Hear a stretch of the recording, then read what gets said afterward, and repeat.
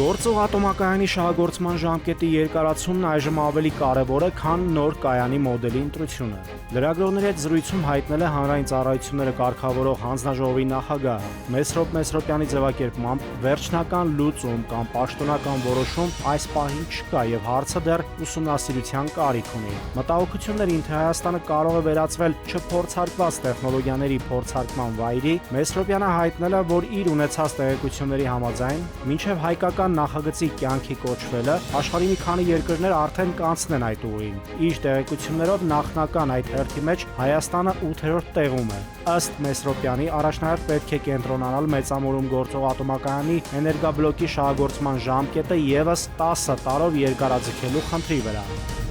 Ճանապարհային դեպարտամենտից հայտնում են, որ M2 միջպետական ճանապարհի Ծղուկից Սառնակունք եւ Սպանդարյան տանող մոտ 7.5 կիլոմետր հատվածում կատարված հիմնանորոգման աշխատանքները հանձնաժողովը չի ընդունել շահագործման առկա թերությունների պատճառով։ Կապալառու կազմակերպությանը տրվել է ժամկետ թերությունները վերացնելու համար։ Տաթևի Խաչմերուկից մինչև Սատանի կամուրջ շուրջ 19 կիլոմետր ճանապարհատվածում նույնպես կատարվում են թերությունների վերացման աշխատանքներ։ Կապալառում պարտավորվել է ամբողջությամբ փոխել ասֆալտ-բետոնե ծածկի վերին շերտը։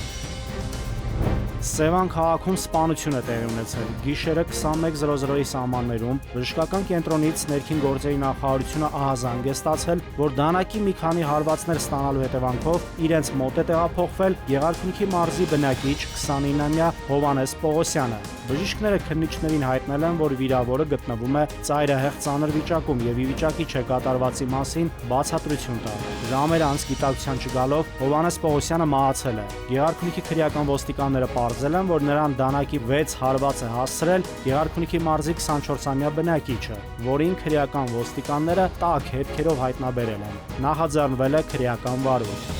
Նայիրի Մուրադյան, ժամը լրատվական։